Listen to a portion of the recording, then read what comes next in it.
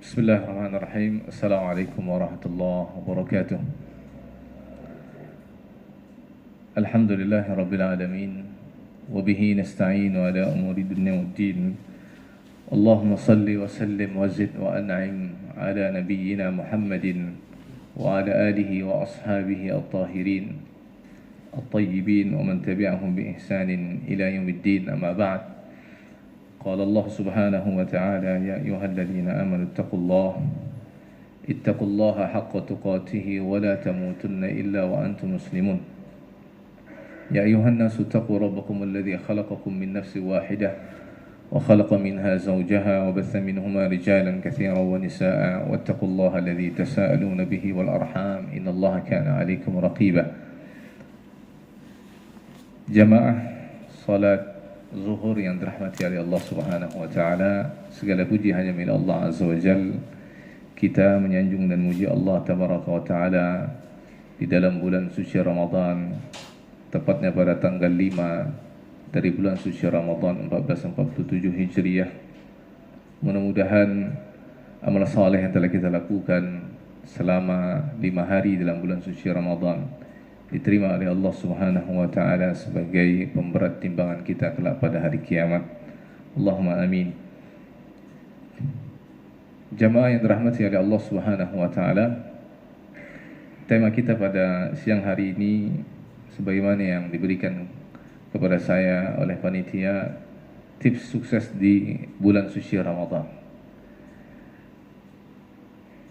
Nabi kita Muhammad SAW ketika memasuki bulan suci Ramadan, beliau memberikan kabar gembira kepada para sahabat. Di dalam sebuah hadis yang diriwayatkan oleh Al-Imam Al-Bukhari dan Imam Muslim, Nabi SAW mengatakan kepada para sahabat, "Qad ja'akum Ramadan, syahrun mubarak."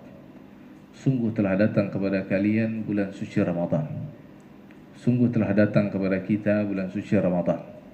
Syahrun mubarak, bulan yang penuh dengan kemuliaan, kata baginda Rasulullah SAW. Lalu beliau menjelaskan kepada para sahabat tentang keutamaan bulan suci Ramadan. Beliau SAW mengatakan, tuftah fihi abwabul jannah. Di dalam bulan suci Ramadan, Allah Subhanahu wa taala membukakan selebar-lebarnya pintu-pintu surga. Berjumlah 8 pintu, semua dibuka oleh Allah Azza wa Jalla, agar kita semuanya berlomba-lomba untuk beramal saleh. Wa tughallaq fihi abwabul jahim, kata Rasulullah. Lalu pintu-pintu api neraka yang jumlahnya sebanyak 7 pintu, semua ditutup oleh Allah Subhanahu wa taala di bulan suci Ramadan. Lalu wa tughallu fihi asyayatin, semua syaitan-syaitan dibelenggu sebagai musuh bebuyutan bagi manusia, dibelenggu oleh Allah Azza wa Jalla pada saat memasuki bulan suci Ramadan. Lalu beliau SAW mengatakan, fihi lailah khairun min alfi syahr. Di dalam bulan suci Ramadan terdapat satu malam, dia lebih baik daripada 1000 bulan, kata baginda Rasulullah SAW. Lalu Rasulullah SAW menutup sabdanya dengan mengatakan, man hurima khairuha faqad hurim. Barang siapa yang terhalangi dengan kebaikan di malam Lailatul Qadar tersebut, maka sungguh dia telah terhalangi dari kebaikan yang sangat banyak.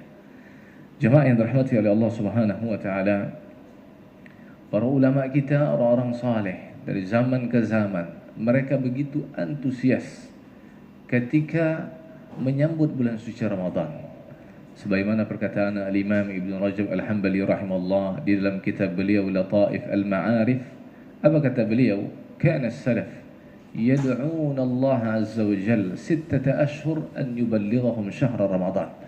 Dahulu orang-orang yang terbaik, orang-orang saleh yang telah lebih mendahului daripada kita semuanya kesolehannya, keimanannya, mereka sebelum memasuki bulan suci Ramadan, 6 bulan sebelum memasuki bulan suci Ramadan, yad'un Allah, mereka berdoa kepada Allah Azza wa Jalla. 6 bulan sebelum masuki bulan suci Ramadan, jemaah, mereka berdoa sama Allah Subhanahu wa taala. Apa doanya? An yuballighahum syahr Ramadan, agar kiranya Allah Subhanahu wa taala menyampaikan umur mereka, menyampaikan ajal mereka untuk bisa bertemu dengan bulan suci Ramadan. 6 bulan jamaah Allah Azza wa Jalla, mereka sudah berdoa sama Allah Dan bulan tersebut berarti dari mulai bulan Rabiul Awal mereka sudah berdoa sama Allah Subhanahu wa taala, ya Allah, Allahumma ballighna Ramadan, ya Allah sampaikan umur kami ke dalam bulan suci Ramadan. Ini menunjukkan jamaah yang dirahmati oleh Allah Subhanahu wa taala, para ulama mengetahui tentang keutamaan yang sangat besar dengan kehadiran bulan suci Ramadan. Kemudian kata Imam Ibn Rajab Al-Hanbali rahimahullah, thumma yad'una Allah azza wa jal 6 ashhur ay yataqabbalahu minhum. Lalu mereka berdoa sama Allah Subhanahu wa taala ketika Ramadan sudah berlalu, Ramadan sudah berpamitan dari mereka, kemudian mereka kembali lagi berdoa sama Allah sebanyak 6 bulan berikutnya. Apa bunyi doanya? Ay yataqabbala minhum. Doa mereka adalah, ya Allah, Allahumma taqabbal minna. Ya Allah, terimalah amal soleh yang kami lakukan selama bulan suci Ramadan. Amal soleh apapun yang sudah kita lakukan dalam bulan suci Ramadan, kita minta sama Allah Subhanahu wa taala agar diterima amal-amalan tersebut. Dan ini jamaah yang dirahmati oleh Allah Subhanahu wa taala, berdasarkan firman Allah Azza wa Jalla dalam surah Al-Mu'minun ayat 60. Dan ini yang dipraktekkan oleh generasi terbaik, yaitu generasi yang menemani baginda Rasulullah sallallahu alaihi wasallam, yaitu para sahabat. Di mana Allah Subhanahu wa taala menggambarkan tentang generasi yang terbaik tersebut. Apa kata Allah? Al-Mu'minun ayat 60, walladzina yu'tuna ma ataw wa qulubuhum wajilatun annahum ila rabbihim raji'un. Dan orang-orang yang telah mempersembahkan apa yang mereka persembahkan ke hadapan Allah Azza wa Jalla. Apa yang mereka persembahkan kepada Allah? Amal saleh mereka. Akan tetapi hati mereka wajilah, hati mereka ada rasa takut, dihantui rasa cemas, rasa takut. Padahal mereka sudah beramal saleh. Mereka sudah banyak melakukan amal saleh para sahabat ridwanullah alaihim ajma'in, tetapi hati mereka tetap dirundungi rasa takut bahwasanya mereka akan kembali kepada Tuhannya, kembali kepada Allah Azza wa Jalla. Ayat ini ditanyakan oleh istri baginda Rasulullah sallallahu alaihi wasallam, Aisyah radhiyallahu taala anha wa ardhah, kepada Rasul sallallahu alaihi wasallam, ya Rasulullah, apakah ayat ini turun kepada orang-orang yang dahulunya mereka pernah berzina, mereka pernah minum khamar, mereka pernah mabuk-mabukan, mereka pernah mencuri, ya Rasulullah? Apakah ayat ini turun kepada mereka yang punya latar belakang demikian, sehingga mereka ketika beramal saleh itu dirundung rasa takut? Maka kata Rasul sallallahu alaihi wasallam mengatakan kepada istri beliau, la ya bintas Siddiq, bukan itu maksud daripada ayat tersebut, wahai anak Abu Bakar As-Siddiq. Akan tetapi ayat itu turun kepada mereka, orang-orang yang beramal saleh, tetapi mereka takut kalau sekiranya amal saleh yang mereka miliki justru tidak diterima oleh Allah Subhanahu wa taala. Tidak diterima oleh Allah Azza wa Jalla, tidak diberikan pahala oleh Allah Subhanahu wa taala.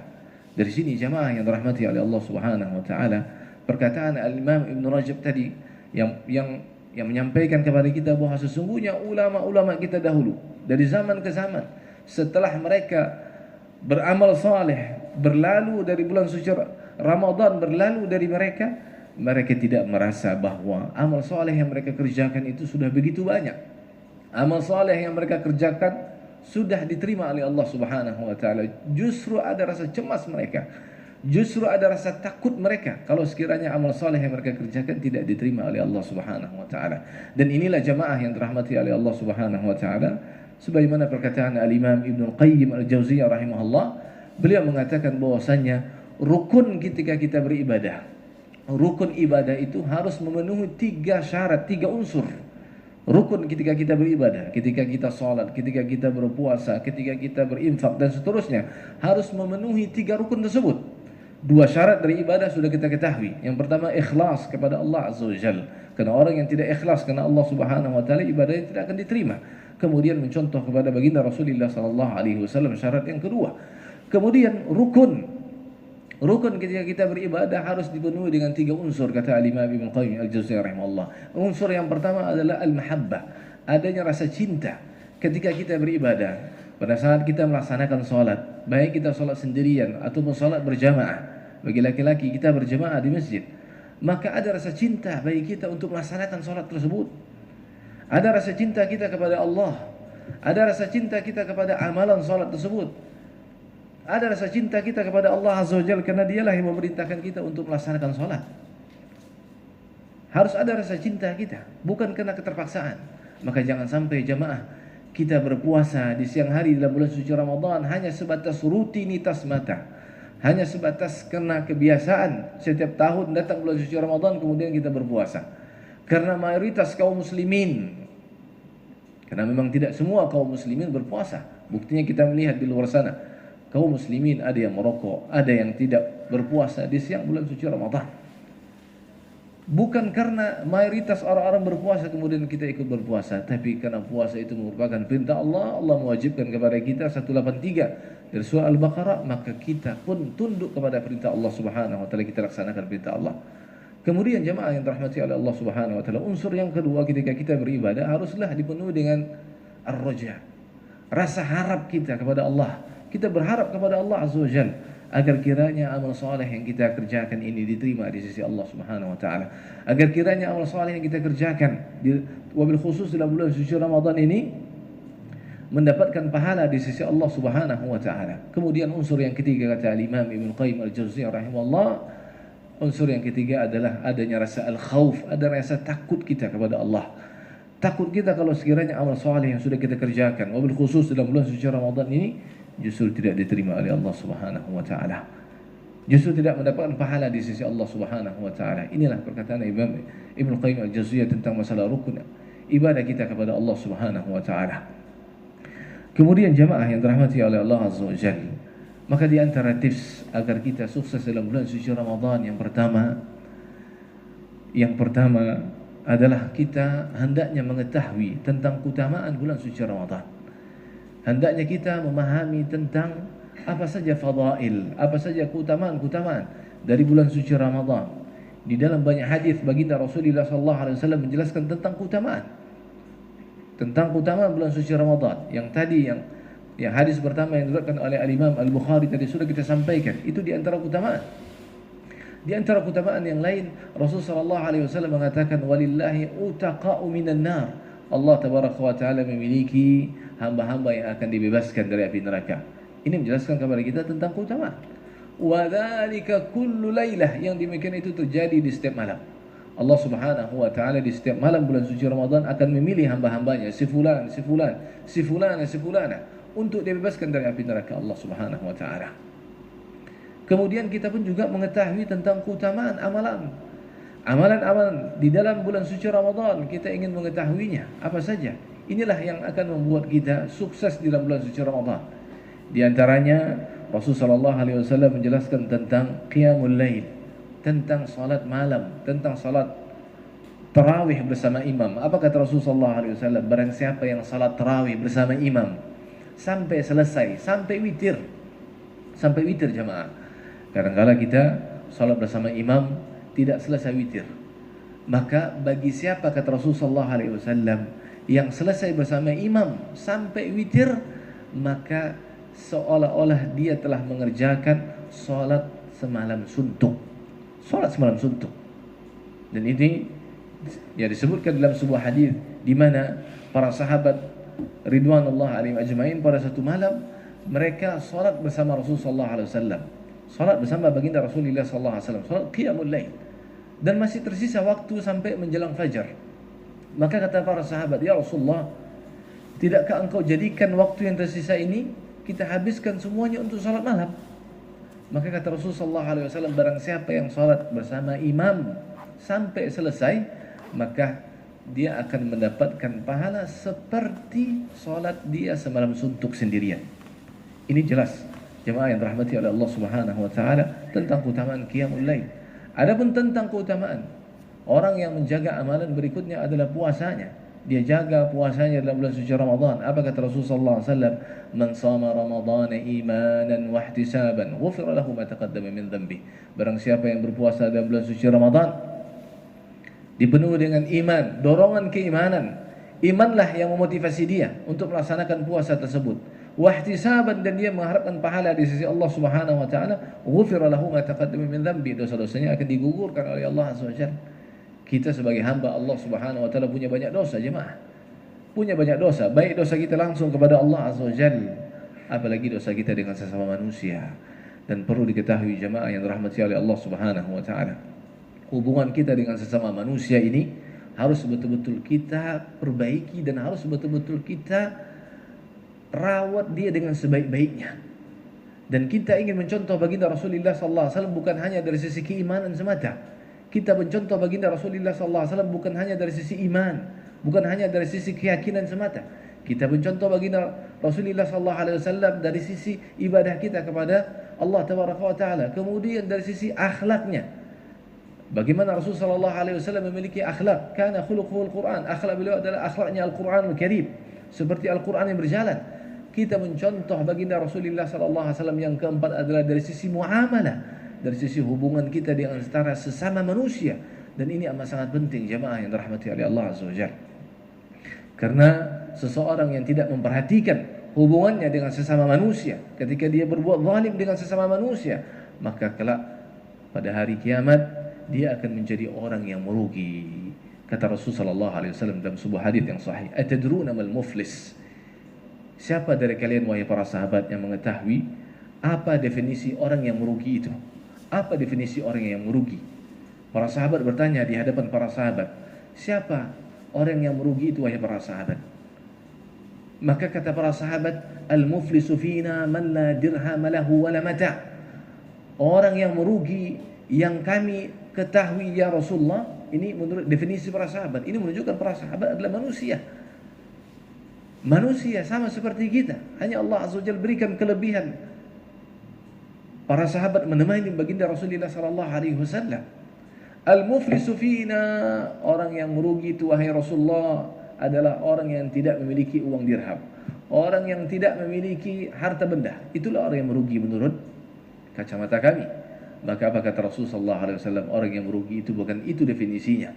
Orang yang merugi itu kata Rasulullah sallallahu alaihi wasallam adalah orang yang dia punya pahala salat, dia punya pahala puasa, dia punya pahala zakat, dia punya pahala sedekah, dia punya pahala hajinya berkali-kali, dia punya pahala umrahnya berkali-kali dia umrah, bersedekahnya miliaran misalkan. Dia punya banyak pahala. Akan tetapi dahulu di dunia, ketika dia hidup di atas dunia, dia tidak hanya mengerjakan kebaikan, tidak hanya mengerjakan ibadah, tapi kata Rasulullah, waqad syatama hada. Dahulu di dunianya dia suka mencela orang lain. Dia suka memaki orang lain, merendahkan orang lain. Wa qadhafa hada, menuduh orang lain. Dia suka menuduh orang lain. Wa akala mala hada. Yang ketiga kata Rasulullah SAW, dia suka makan harta orang lain. Dia suka makan harta orang lain dengan cara zalim, dengan cara yang tidak dibenarkan. Wa akala mala hada. Dia makan harta orang lain, pinjam meminjam misalkan, kemudian setelah pinjam enggak dibayar. Berbisnis misalkan, setelah berbisnis tidak dia bayar.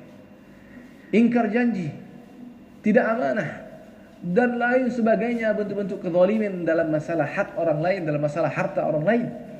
Maka perlu kita mengingatnya jemaah yang dirahmati oleh Allah Subhanahu wa taala. Wa safaka dama hadza kata Rasulullah. Lalu dia menumpahkan darah orang lain, menyebabkan darah orang lain tertumpah kata baginda Rasulullah sallallahu alaihi wasallam. Maka apa yang terjadi jemaah? Fatu'khadh hasanatuhu. Maka kelak pada hari kiamat tidak ada lagi pintu taubat untuknya. Karena orang yang berbuat zalim di atas dunia, ketika dia berbuat zalim sama Allah, dia bisa bertaubat dengan 3 syarat semata. Tapi kalau dia berbuat zalim dengan sesama manusia, ditambahkan oleh para ulama syarat yang keempat. Syarat yang keempat, dia harus kembalikan hak orang lain. Maka kalau tidak dia kembalikan hak orang lain, Allah tabaraka wa taala tidak akan menerima taubatnya. Kelak pada hari kiamat, hak tersebut yang belum dia kembalikan, dia akan kembalikan dengan cara seluruh kebaikannya akan diberikan kepada orang yang pernah dia zalimi dahulu di dunia. Kalaulah sekiranya kata Nabi SAW, semua kebaikannya sudah habis, sementara kezalimannya masih banyak, maka kelak pada hari kiamat seluruh keburukan orang yang pernah dia zalimi akan diberikan kepadanya. Kemudian Rasulullah SAW menutup hadisnya, thumma turiha finnar. Kemudian orang ini kelak akan dicampakkan ke dalam api neraka Allah Subhanahu wa taala. Jemaah yang dirahmati oleh Allah Subhanahu wa taala, penting bagi kita untuk menjaga hubungan kita dengan sesama manusia. Hukukul al-insan, hak-hak seorang manusia harus betul-betul kita menjaganya. Tapi jemaah yang dirahmati oleh Allah Subhanahu wa taala, ini poin yang pertama. Maka ketika kita menginginkan sukses menghadapi bulan suci Ramadan, hendaklah kita mengetahui apa saja keutamaan bulan suci Ramadan. amalan-amalan yang memiliki banyak sekali keutamaan dalam bulan suci Ramadan. Orang yang melaksanakan qiyamul lail, yang menjaga puasanya, yang menghidupkan 10 hari terakhir di dalam bulan suci Ramadan, yaitu dia i'tikaf, dia bisa mendapatkan Lailatul Qadar, maka semua dosa-dosanya akan diampuni oleh Allah Subhanahu wa taala. Kemudian yang kedua, jamaah yang dirahmati oleh Allah Subhanahu wa taala, poin yang kedua agar kita sukses dalam bulan suci Ramadan, hendaklah kita bermujahadah. Mujahadah. Al-Imam An-Nawawi rahimahullah dalam kitab Riyadhus Shalihin, beliau membuat bab khusus tentang bab al-mujahadah, bab bersungguh-sungguh. Bab bersungguh-sungguh. Ketika di luar bulan suci Ramadan kita berleha-leha, bersantai-santai, bermalas-malasan untuk beribadah kepada Allah, memasuki bulan suci Ramadan ini hendaklah kita bermujahadah, bersungguh-sungguh untuk menyukseskan bulan suci Ramadan ini dengan beribadah kepada Allah Subhanahu wa taala. Kata para ulama, kalaulah bukan bulan suci Ramadan kita bersungguh-sungguh beribadah, terus kapan lagi kita mau bersungguh-sungguh beribadah? Bulan suci Ramadan saja kita malas-malasan untuk beribadah, terus kapan lagi kita mau sukses untuk beribadah? Terus kapan lagi kita mau sungguh-sungguh beribadah? Sedangkan kita ini jamaah Allah Azza wa Jalla, umur kita ini sebagaimana perkataan Al-Imam, sebagaimana perkataan Al-Imam, salah seorang imam, Al-Imam Zahid, beliau mengatakan bahwasanya apa? Innama anta ayyamun. Sesungguhnya umur kita ini adalah apa? Sisa-sisa daripada umur-umur yang Allah Azza wa Jalla berikan kepada kita. Sudah berapa umur kita sekarang jemaah Allah Azza wa Jalla? Sudah berapa? Ada yang sudah 40, ada yang sudah 35, ada yang sudah 50, ada yang sudah lewat daripada 50. Maka jamaah yang dirahmati oleh Allah Subhanahu wa taala, sisa-sisa dari umur kita ini, maka marilah kita menggunakannya untuk kebaikan seluruhnya, agar kelak kehidupan kita yang kekal abadi selama-lamanya, kita tenang hidup di sana selama-lamanya, mendapatkan surga Allah Subhanahu wa taala. Tapi kemudian jamaah yang dirahmati oleh Allah Subhanahu wa taala, salah satu contoh bentuk mujahadah, bentuk kesungguh-sungguhan, contoh yang terbaik adalah contoh dari baginda Rasulullah sallallahu alaihi wasallam. Rasul sallallahu alaihi wasallam jamaah dalam sebuah hadis yang diriwayatkan oleh Al-Imam Al-Bukhari dari sahabat Aisyah radhiyallahu taala anha. Aisyah melihat baginda Rasulullah sallallahu alaihi wasallam salat malam. Setiap malam beliau melaksanakan salat 11 rakaat. Setiap malam beliau melaksanakan salat. Setiap malam, dan itu bukan hanya dalam bulan suci Ramadan. Beliau melaksanakan salat malam hatta yatawarram qadamah, sampai-sampai kedua kaki beliau itu pecah-pecah, atau sampai-sampai kedua kaki beliau itu bengkak-bengkak, betisnya bengkak. Dan tahukah kita jamaah yang dirahmati oleh Allah Subhanahu wa taala, lamanya salat malam baginda Rasulullah sallallahu alaihi wasallam? Silakan dibuka nanti dalam Sahih Bukhari dari sahabat Hudzaifah ibn al-Yaman. Hudzaifah ibn al-Yaman salah seorang sahabat baginda Rasulullah sallallahu alaihi wasallam, pernah ikut salat bersama beliau. Maka ketika itu di rakaat pertama Rasul sallallahu alaihi wasallam setelah membaca surah Al-Fatihah, beliau membaca surah Al-Baqarah. Membaca surah Al-Baqarah. Kata Hudzaifah ibn al-Yaman, mudah-mudahan baginda Rasulullah sallallahu alaihi wasallam ini pada saat salat, Hudzaifah di dalam hatinya mengatakan, mudah-mudahan Rasul sallallahu alaihi wasallam berhenti di 100 ayat. Berhenti di ayat yang ke-100. Ternyata baginda Rasulullah sallallahu alaihi wasallam tidak berhenti di ayat yang ke-100 jemaah. Tapi beliau terus membaca surah Al-Baqarah sampai selesai. Dan Hudzaifah ibn al-Yaman berkata dalam hatinya, mudah-mudahan Rasulullah sallallahu alaihi wasallam hanya membaca surah Al-Baqarah saja. Tapi ternyata beliau sallallahu alaihi wasallam membaca surat An-Nisa. Lanjut lagi surah An-Nisa jemaah. Setelah selesai surah An-Nisa, ternyata kembali lagi kepada surah Ali Imran. Berapa juz jemaah yang dirahmati oleh Allah Subhanahu wa taala? Nabi baca satu rakaat 5 juz 2 lembar setengah. 5 juz 2 lembar setengah, alias 52 lembar setengah.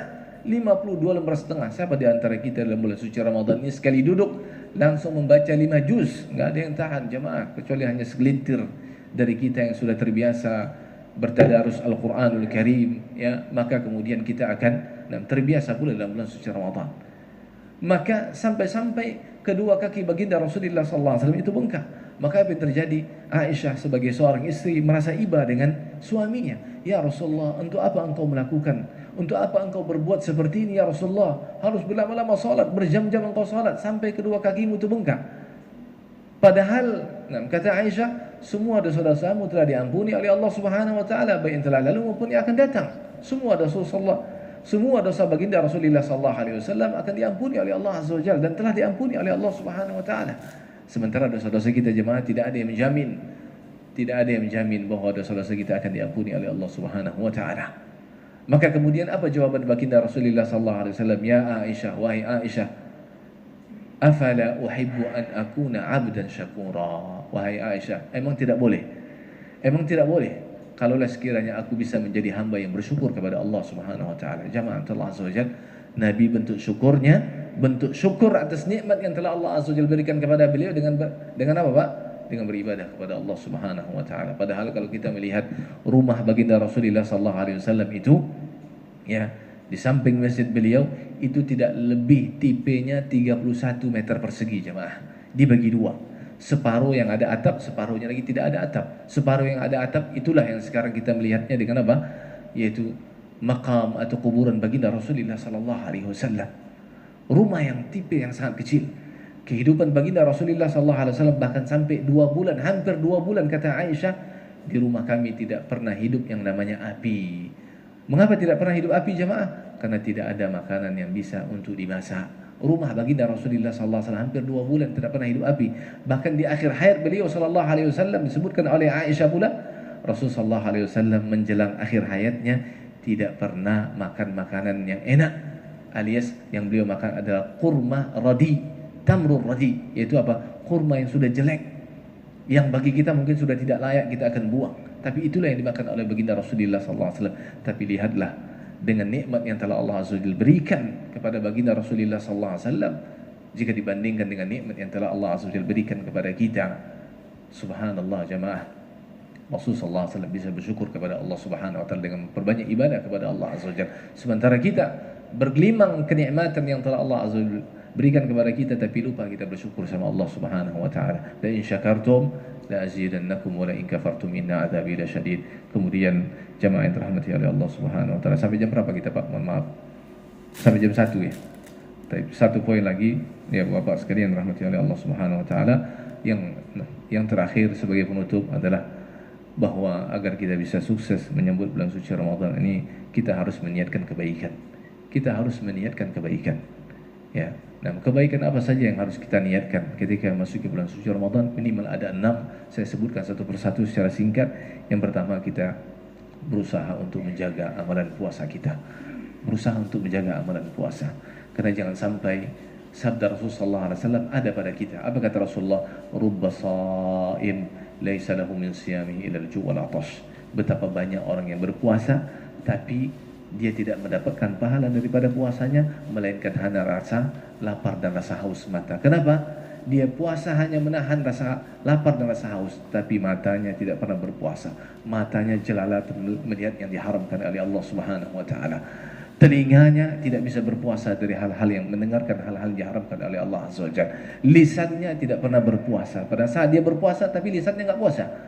Berkata dusta, berbuat dusta, mencemooh orang lain, memaki orang lain pada bulan suci Ramadan di saat dia berpuasa. Maka yang puasa seperti ini bisa jadi tidak akan memberikan kebaikan sama sekali untuk dia. Kata Rasulullah SAW, "Man lam yada' qawla zur wal 'amal bihi falaysa lillah hajah fi an yada'a ta'amahu wa syarabahu."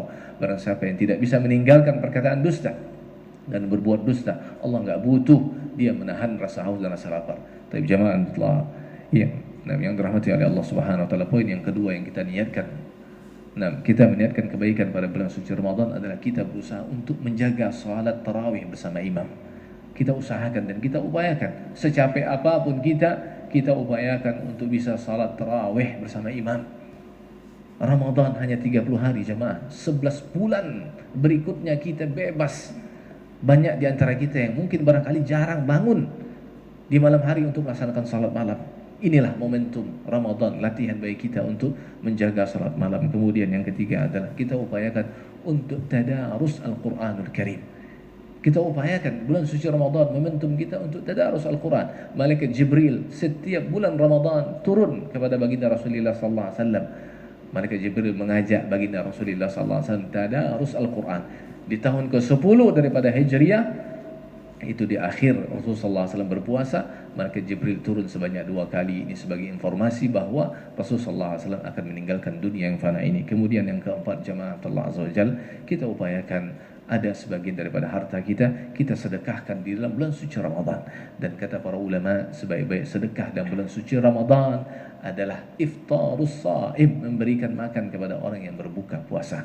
Kemudian yang kelima, jemaah yang dirahmati oleh Allah Subhanahu wa taala, kita upayakan untuk bisa berdiam diri di dalam rumah Allah Subhanahu wa taala dalam bulan suci Ramadan. Berlama-lama berdiam diri dalam rumah Allah Subhanahu wa taala, dan ini salah satu keutamaannya adalah apa? Orang yang suka dan condong hatinya dengan rumah Allah, kelak pada hari kiamat dia akan dinaungi oleh Allah Subhanahu wa taala, di mana tidak ada naungan melainkan naungan Allah Azza wa Jalla. Kemudian yang terakhir, jamaah yang dirahmati oleh Allah Subhanahu wa taala, hendaklah momentum Ramadan ini kita senantiasa menjaga lidah kita, menjaga lisan kita, agar amalan puasa kita diterima oleh Allah Subhanahu wa taala. Demikian yang dapat saya sampaikan, lebih dan kurangnya saya mohon maaf. Dan kebaikan datangnya dari Allah Subhanahu wa taala, dan kesalahan serta keburukan datangnya dari diri saya pribadi, dan kita berlepas diri dari keburukan tersebut.